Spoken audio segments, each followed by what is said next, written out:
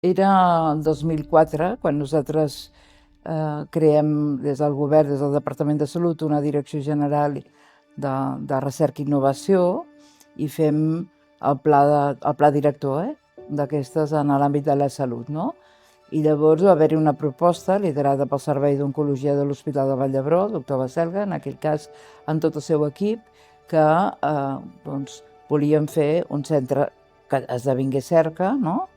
Específic amb càncer a dintre de l'Hospital de Vall d'Hebron, amb personalitat jurídica pròpia, i que tingués una governança compartida público-privada, amb fons de mecenatge que ja havien tingut contactes, que estaven disposats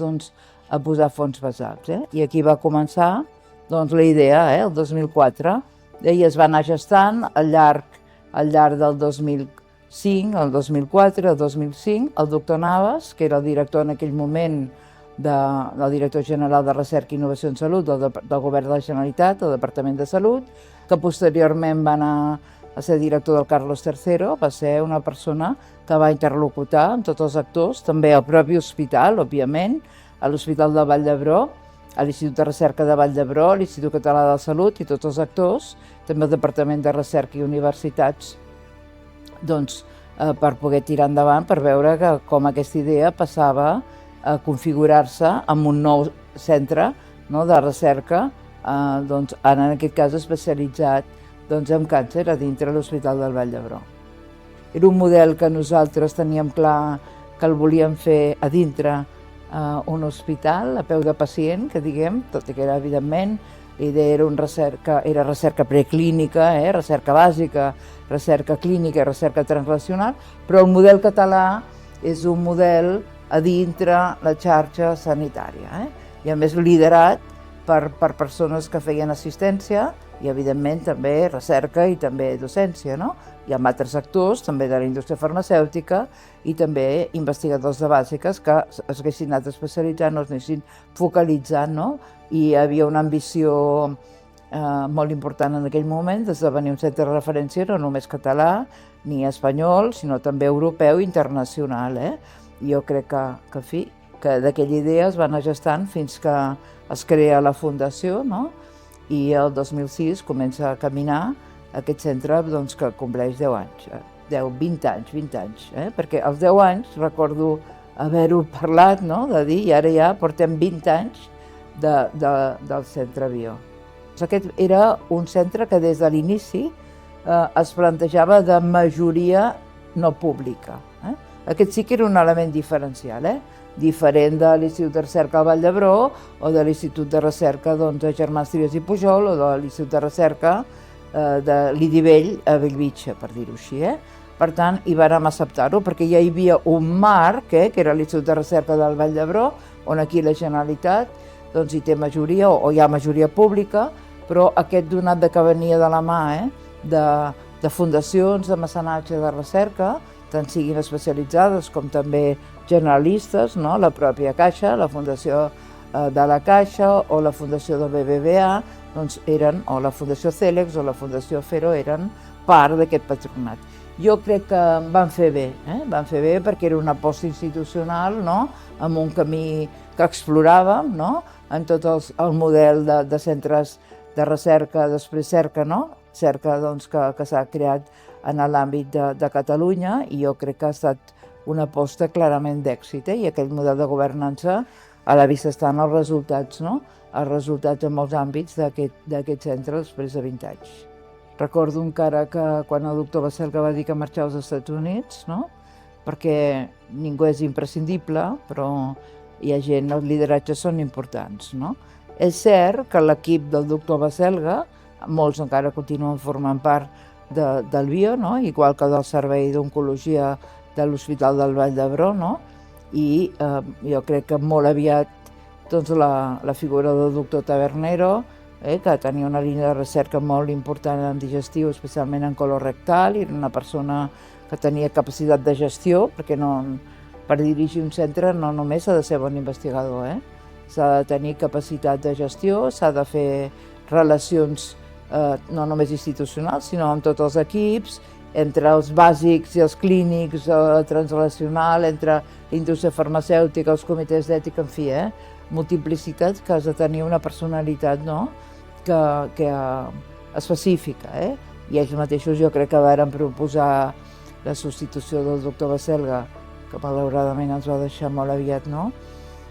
doncs pel doctor Tabernero. Van veure que era molt sòlid i que lideratges doncs estaven, a part del doctor Tabernero, els equips estaven molt consolidats i que ja almenys havíem tingut aquesta reputació, no?, reputació que permetia captar talent i retenir talent a casa nostra. També s'ha incorporat molta gent jove, és una obvietat, no?, que han crescut com oncòlegs clínics, o oncòlogues, també, oncòlegs i oncòlogues clínics i també investigadors, i només cal veure ara doncs, qui porta les diferents línies de recerca del bio, no? Va haver-hi un altre element molt important que va costar molt, era teníem diners per l'inversió, aquí de fons de mecenatge, i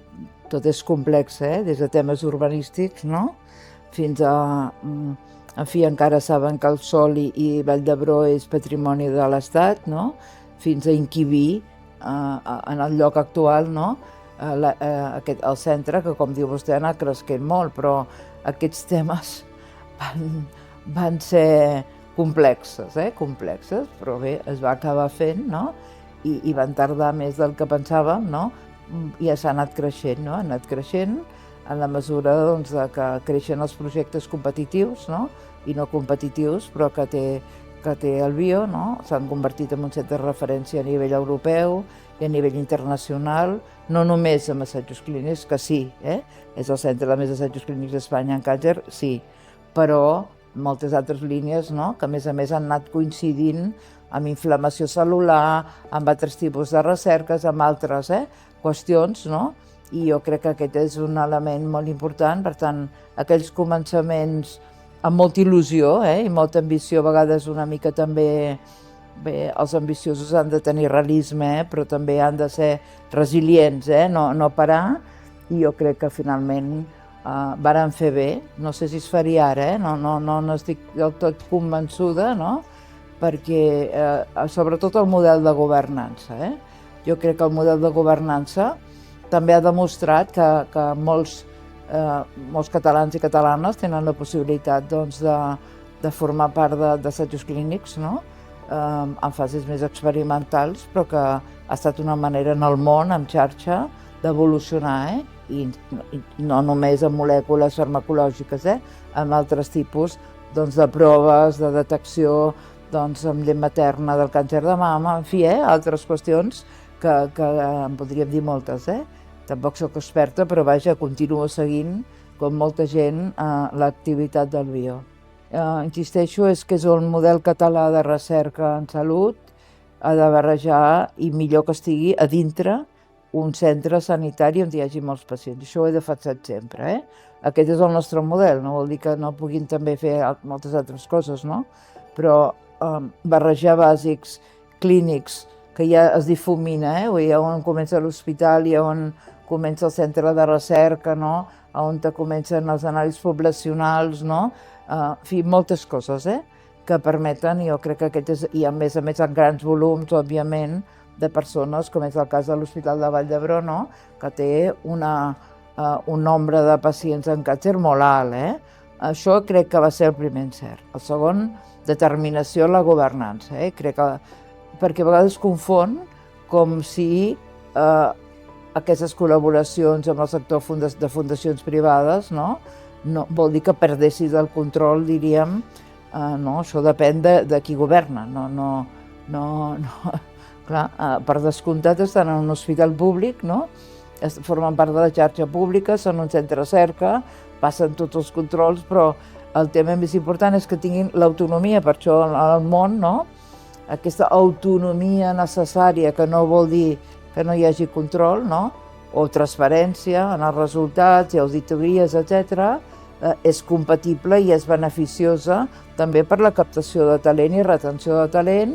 i a més, en aquesta barreja de multidisciplinars, no?, d'equips multidisciplinars, on han sorgit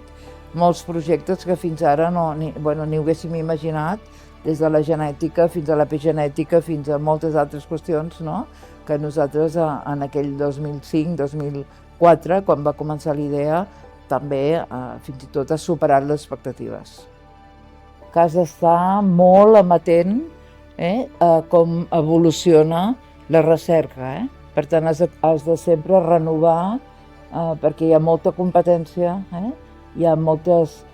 institucions que també capten talent i retenen talent, no? I aquí, ara, si tens un hospital amb un nombre de pacients, amb clínics, amb molt bon nivell de qualificació professional i equips multidisciplinaris, inversions que es puguin anar fent, tant des del punt de vista de fons públics, però sobretot perquè també un altre element diferencial del BIO és que el finançament públic és molt petit, a diferència d'altres, perquè és evidentment de mecenatge, però també de fons competitius. I aquest és un altre element diferencial, no? Que diu, bé, es va posar capital de bo, però vaja, comparativament amb el mecenatge privat i amb els fons competitius que ha obtingut els assajos clínics, òbviament la part d'aquest fons és molt superior al petit percentatge de finançament públic. I això també ha permès treballar en xarxa i, per tant, el futur vol dir... El futur és avui, però cada dia no donem per suposat que continuem sent excel·lents, que és el que busquem, sense que tots els actors estiguin alineats, que per mi és un element totalment... Jo ara estic contenta perquè s'ha tornat a crear la Direcció General de Recerca en Salut, perquè, òbviament, hi ha un departament de recerca i universitats, clar que sí, hi ha una xarxa de centres de recerca, d'on també depèn, no?, el BIO, però la mirada del Departament de Salut indestriablement entre que no hem de fer tanta fragmentació entre l'assistència, la preclínica, la recerca preclínica i clínica, perquè tot sigui translacional, no? La medicina de precisió, això només ho pot liderar qui conegui bé els sistemes, igual que el paper de les universitats, el paper de la docència. Jo crec que aquest és un element substantiu, que crec que aquesta doble dependència de la xarxa de centres de recerca, òbviament, xarxa també de centres Carlos III, Severo Ochoa, en fi, les xarxes europees i internacionals que està al BIO, però en el cas de Catalunya estic dient, perquè continuem en un país petit com el nostre, siguent excel·lents, ha d'haver-hi aposta clara de tothom, del sector qui governa, del sector privat, del sector de la indústria, dels professionals que s'han de sentir part d'aquest projecte.